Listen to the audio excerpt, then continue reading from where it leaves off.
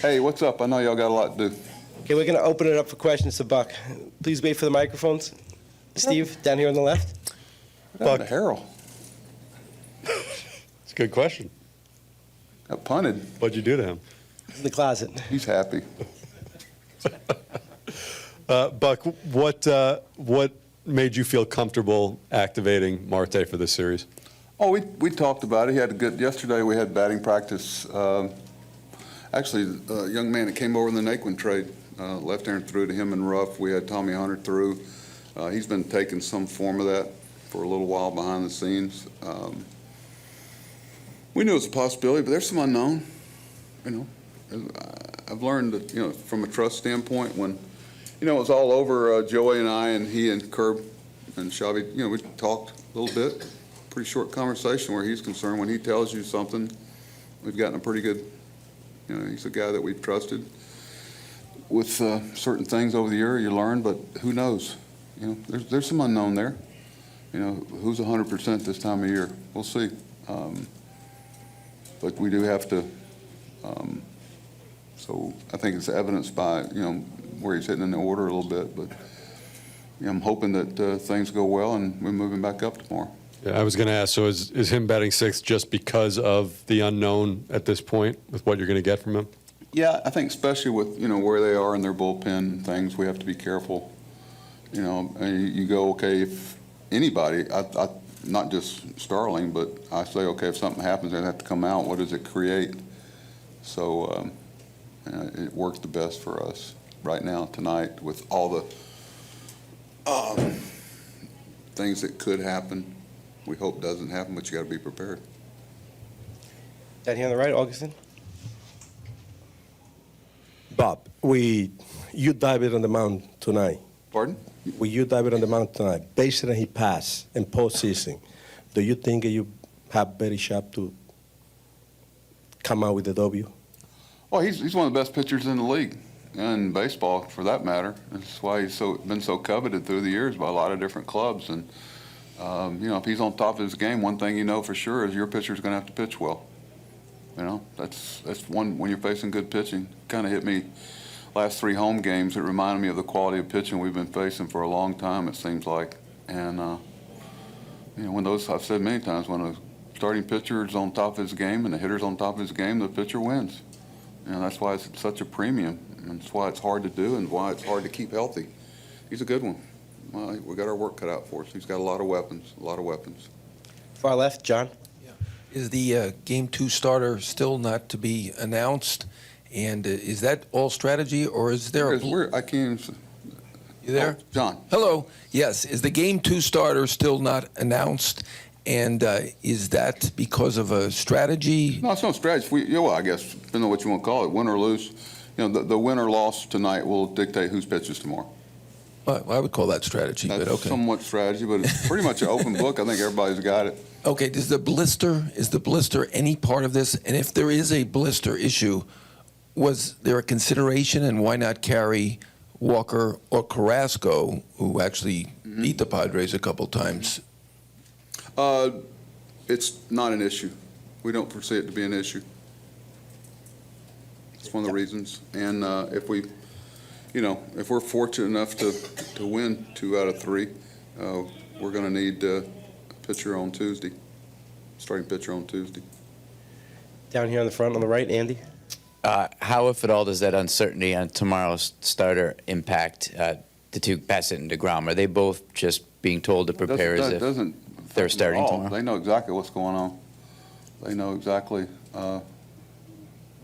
what's going to dictate who's pitching tomorrow. It's not, I don't look at it that big a strategy as far as that, but I understand that what it may. They know, they're in, they're prepared. They've known it for quite a while. Both of them are prepared to start tomorrow. Oh, yeah. Oh, yeah. Jake usually doesn't go home. I don't care if it's a day game the next day. He usually stays around. I don't know what they'll do tonight. Left side in the back there, Ian. Buck, if you, in the event that you win tonight, one school of thought would be to put your best pitcher on the mound and try to end the series as quickly as possible. Is that a compelling case? And if not, why not? There's some, you know, well, we can talk about it after tonight. This is about tonight's game for me personally, but you can make that argument. You can also, there's always a lot of things that you have to take consideration that may not be something you're going to talk about here, but we took in all the factors of where the risk and the probabilities, and just felt like this was our best way to go forward to satisfy all the things that you may have to pivot from. But we think Chris Bassett's pretty good. He's been one of our best pitchers, and I think Jake and Max, if you look at the number of starts, Chris has been, I don't consider Chris not a good option. I consider him a real good option. There in the middle on the left, in the back.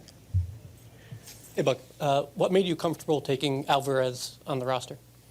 A lot of it had to do with the construction of their. We projected we thought they would take 4 left-handers in Mania, and their closer being left-handed. It allows us to do some things earlier, kind of looking at where we may match up late. Also, tomorrow's game, and he's handled himself well. Really like his selectiveness the last couple of games.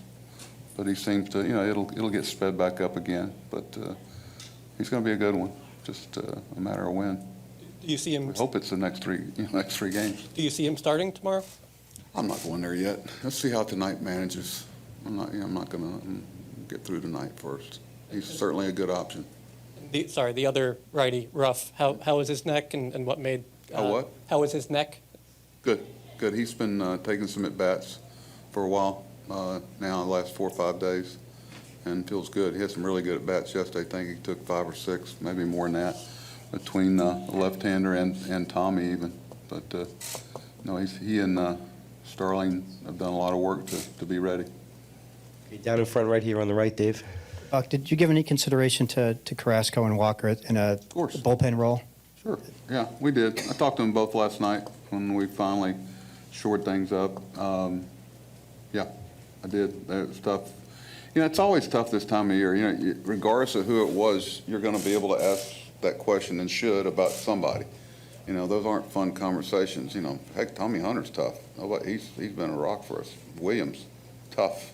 And I think the other part of it being a 3-game series as opposed to 5 gives a whole different dynamic to it. And I wish there was more stuff to draw from about history with that, but there isn't. It's kind of you could have made a case for taking 11 pitchers. And then all of a sudden, the other part of it is because the extra inning rule has changed, it gives you a little different, something else to think about too. So, 3 games, and I think Jeremy and them have done a great job of putting ourselves in a pretty good place where if we need to extend some people, we can. On the left there in the middle. Buck, given McCann's career numbers against Darvish, was that a tough decision to go with Nito over him tonight? It was. It was. And what really went figured into it, but Tomas has been one of our hotter hitters. James had a good game in the last game. I was kidding him. I said, well, heck, we've been playing you out of position. Should be playing at first base. He actually beat me to it. He said, all this time. It's funny. We looked at some of the exit velocities and different things. He's one of the more unlucky hitters on our team if you look at balls hit hard. So it gives us a good option, but it was a consideration. Yeah, I saw that. We're going to go Howie in the front row on the left. But given the small sample size that you saw from McGill in his new role, what sold you that he could help out of the bullpen? A little bit of, history. I think the last couple of outings, we started to see him a little more like the guy we thought we might get. And quite frankly, there's been a couple of little adjustments that Jeremy and him have made mechanically that played out real well the last 2 outings. And, we just trusted it, and we'll see where it takes us. It's tough. It's a good experience for him, too, he and Pete, because we know they're going to be a part of things next year, more than likely. Stay with Ed, Disha. With Naquin not being on the roster, does that suggest more so Marte is pretty much full bore in right field, or is it more of a lefties on the mound situation? A little bit of both. We hope. I'm not going to sit here and smugly tell you that this is exactly what Starling's going to do. I'm going to be, looking like everybody else is. But it's like when I was talking to Tyler, this is 3 games. We feel like this is the best way for us to go against what we think is going to be thrown at us. No pun intended. And things change if we're fortunate enough to. It's going to be tough to get through this. We know that. But things can change. Not this 3 games, but I hope we have the opportunity to change things. It's going to be a challenge. Okay, far right, front row. Historically, and it feels even more so in the last few years, teams that hit more home runs tend to do very well in the playoffs. How do you feel your offensive style lends itself to a 3-game series? We'll see. I don't mean to be. It's like that's why we play the games. That's why it's intriguing. Things that appear on paper don't always play out that way. Otherwise, nobody would be here. I mean, it's like I know what history states. There's been teams that you put a team together to withstand the long haul, and then it's always fascinating to see if it can handle the short one. Pitching usually. Starting pitchers sometimes that have great track records from the regular season that doesn't play out. I don't know. I wish I could watch it and critique it like everybody else is able to. I'm just glad people care enough to watch. So I hope it's entertaining. Thanks a lot, Buck. Harold, you watching? Okay, first question for Edwin. We got Disha in the first row on the left. Oh, Steve? Yeah. Okay, she's waving for you. All right. Edwin, your entrance has obviously become a huge spectacle here in the regular season. Have you given much thought to what coming on in a playoff game in front of these fans will be like? Should it happen tonight? I think if I come today to the game, this place will go crazy because early in the season, when I was coming to the game, I can feel the emotion from the fans. Like even we play tough game here, and when I was coming to the game, they go crazy. And I think today it will be more electrified than ever. So I can't wait to come to the game and see the vibe from the fans. You've talked about your confidence on the mound, especially this year, and how you feel like you come into the game and the game's over, basically. Have you thought about how much potentially more difficult it will be to control certain emotions in your first playoff game and get to that level that you need to be at? I think for me, this is another game, so I will take everything like always. I will try to control my emotion like always. I will try to do my job like always. So when Buck need me, I will come to the game. I will do my job. Like I say every time when they know I'm coming, they are in trouble. So I want them to feel the same thing today if Buck give me the ball. Next question. I'm going to go right here in the front. Anthony. Edwin, you were very open during the regular season, the pitching in the 8th inning, maybe even the 7th, if the situation called for it. You still feel the same way about those types of things in the playoffs? Yeah, I gotta be open mind because in the 7th can come the head of the order, and we might be a tie game, winning by 1 or 2 runs. And if they need me, I will be ready because I get early to the bullpen and I will get ready when Buck need me. So I haven't talked to them, but I know they will. If they need me early in the game, like 7 or 8 innings, I will be ready. Okay, stay down here, Lloyd. Edwin, you mentioned extra innings. With the playoffs, no runner on second base if it goes to that. I'm just curious what you and your fellow relievers think of going back to old school baseball, and if you want to see that kind of go back in 2023 for the real season. We not running on second base is more easy for us because we have to concentrate just in the hitter. We don't have their men on second, so that would be easy for me or any reliever to come to the game for both teams because we just have to concentrate in the hitter, and I think we can do our job better. First row on the left, Wayne. Edwin, you ended up getting a lot of rest in the last month of the season. You weren't used that much. Does that rest allow you to pitch multiple innings or consecutive days more and feeling better in October than you normally would have? This is my first time playing in October, basically my first time. So last month I didn't pitch much because we was winning by a lot of runs, so we was losing close games. So I was doing a lot of work in the bullpen to get ready when they need me. So now I will do the same thing. When they need me, I will come to the game. If they need me for multiple innings, I will be ready because the main goal is here is win. So we gotta win every series, and my goal is help this team every time when they need me. Let's stay there on the left, Howie. Edwin, along those lines, how challenging was it for you to stay sharp when you were basically just working in the bullpen and you'd go up to a week or even longer without getting into a game? I just was trying to throw my bullpen like I was in a real game. So we got 2 bullpen catchers here. Lange was catching me, and I put Rack as a hitter. So I was thinking he was one of the hitters. So he go one AB righty, one AB lefty, and I was trying to make my pitches like I was in the game. Did you ever feel when you came into a game, at least concerned that you wouldn't be as sharp as normally? No, because when I warm up to go to the game, I know I'm good when I'm throwing the ball. So if I got control of my fastball and my slider in the bullpen, I know in the game I will be really good. We're going to go in the back there. Daniel.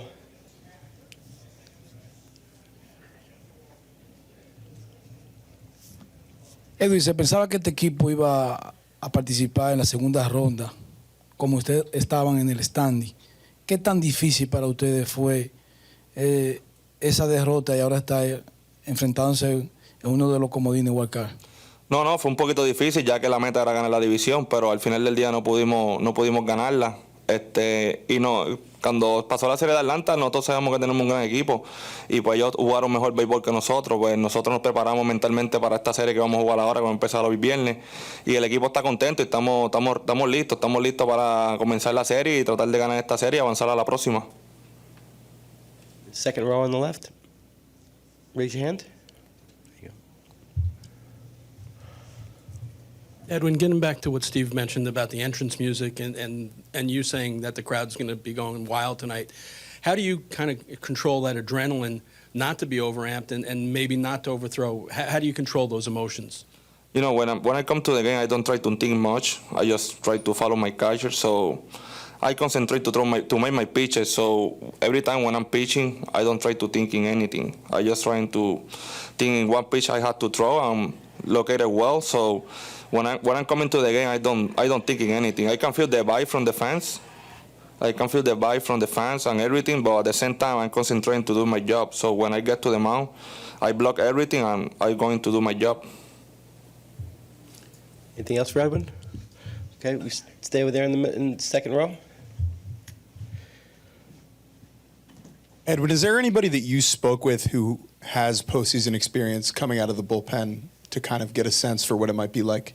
No, I haven't spoke with anyone. Maybe I asked later Oravino and other guys who play in the playoff before, but I think this is another game. This is another game for me. I will try to do my job like always, and when I come to the game, I will try to stay sharp like always. Okay, we'll take a few more.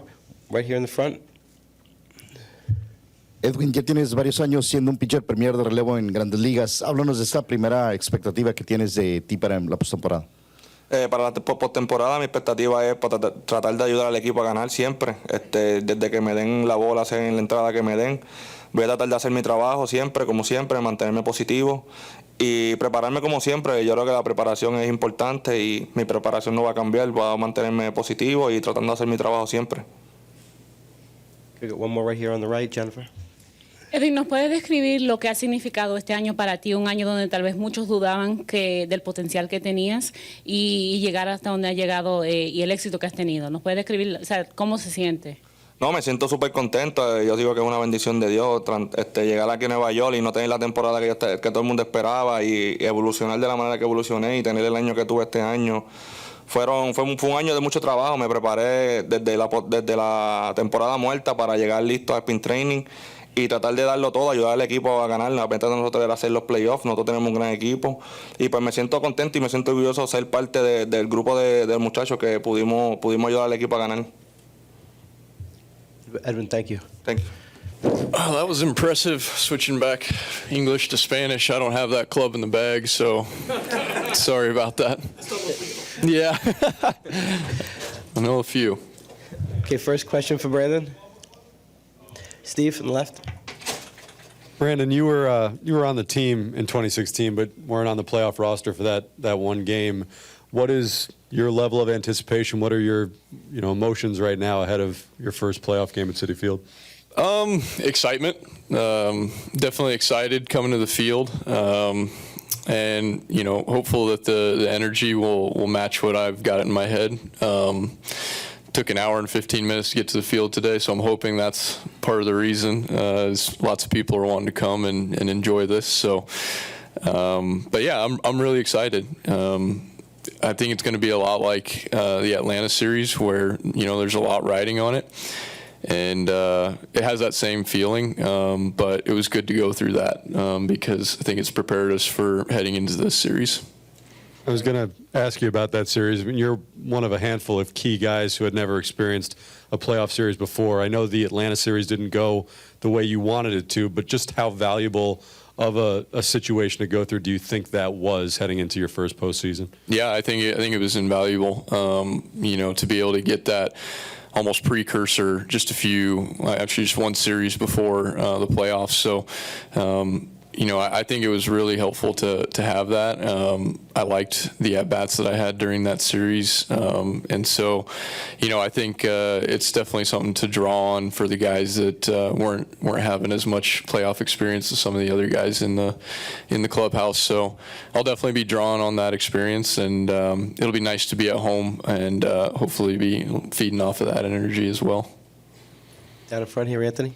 Somewhat similar question, Brandon. Just looking back over the last week, how long did it take you guys to kind of get over that and move on to the fact that now you have the Padres for 3 games? And was that difficult, or was it easy for you? Yeah, I mean, honestly, I think Monday we knew that it was a long shot to win the division by that point, but we were going to give it everything that we had and finish the season strong. And I liked the way that we came out and competed on the doubleheader on Tuesday. And it probably wasn't a bad thing that we got a day to kind of gather the thoughts and move on. But these guys, we've all been preaching since the beginning that once you get in the playoffs, then all bets are off. And so we all knew that whether it was with the division or whether it was with the wild card, once you get in there, all that matters at that point is who gets hot and who plays well, and you can take it all the way to the World Series. So I think by Tuesday, those guys had all put it behind them, and we're just trying to win ball games and get ready for the playoffs. Front row here, far on the right. You, Pete, and Jeff are kind of in the same situation in that you've all been part of this core for a few years. You're having your first postseason experience together. What has that been like for you? It's been great. I mean, obviously, Pete and Jeff are amazing players and all-stars, batting champion, home run, all that stuff. Like, there's all these accolades to go along with them, and I've enjoyed being with them for this process. It's been a long time coming. We've had a lot of hard work to get to this point, and now it's just the time to turn it loose and have fun out there. I'm excited for these guys in this situation. It's like I said, I'm excited for this atmosphere, and I kind of got spoiled on it in the beginning, being a part of the atmosphere in 2016. I got to be in the dugout. I got to enjoy it, and I thought this is how it was going to go for a while. And now it's 6 years in between, so I'll definitely be out there enjoying every minute of it, and I'm sure they will be too. They're fierce competitors, but they enjoy playing this game and playing it at the highest level. Stay here on the right in second row, Anthony. Brandon, how long does it normally take you to get here? Normally takes me 20 minutes, 25 minutes. So I hope that this is a good indication that a bunch of people are going to be here. We're going to be sold out, and the fans will be rowdy. Howie, first row on the left. Brandon, given that it's only been a month, really, since you played with Marte, do you have to remind yourself of how aggressive he is and just kind of be aware, since it's been a little while since you played in the same outfield with him? Yeah, I mean, we played 5 months together, and I think it's more weird to not have him out there. So once he gets back out there, I'm sure that our ebb and flow and feel of each other, we'll go right back to where it was before. I'm very, very comfortable with Starling out in the outfield, and I'm very, very comfortable with Starling, hitting behind me. But I'm not sure exactly how the lineup's written right now. I don't know if he's going to be right behind me or not, but sixth. Okay, so then that'll have no. It won't have any, action on how I take my at bat. So I'll just be glad to have him back in the lineup. Nice adjustment. Yeah. Okay, we're going to go in the back, in the middle. Just raise your hand for the mic.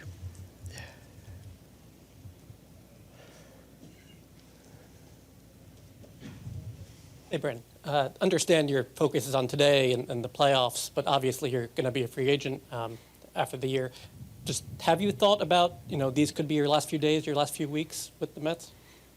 I hadn't, but I guess that's a good point.